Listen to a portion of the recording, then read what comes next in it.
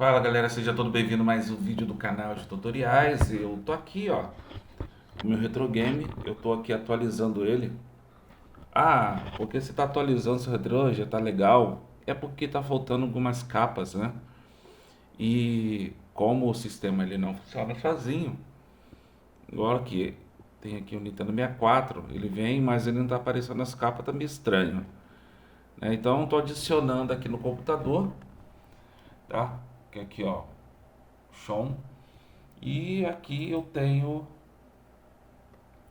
meu sistema, tá? Todo o sistema que eu tenho aqui. Vou mostrar aqui para vocês um pouco a da mídia, tá? Aqui tem negócio da mídia, tudo direitinho.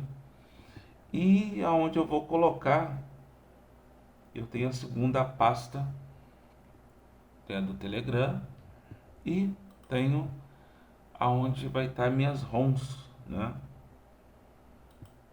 Do cartão, que é onde eu posso pegar, ó, tá vendo? As imagens.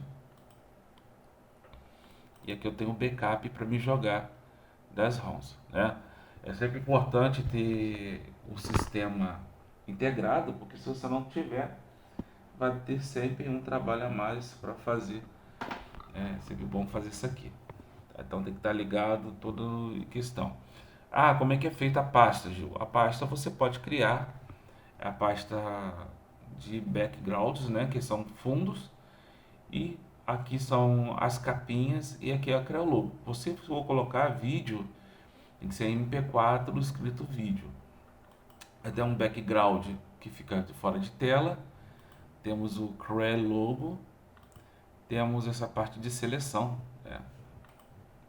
Então aqui eu vou colocar logo a grid também. Porque eu não quero que fique mostrando isso aqui. Eu quero que fique mostrando uma grid. O que que é a grade? A grade ele é uma tela em cima da background que fica aqui. Ele vai ficar mostrando o background no fundo. Então, assim, é bom sempre vocês terem ligado de fazer isso, trocar as imagens. Aqui eu posso pegar, ó, eu venho aqui todas as imagens, salvo para cá, e vou apertar no Ctrl C. Aí eu venho aqui na parte da outra imagem. Pode ver que ele tem até mais capa, ele tem até capa em 3DT, né, que é outro tipo de capa, mas eu vou jogar aqui background e vou jogar aqui para ver se ele atualiza, senão eu vou fazer um outro, entendeu? Para ver se está tudo direitinho. Então é isso aí, pessoal, é um vídeo rápido para vocês aprenderem sobre capa, tá?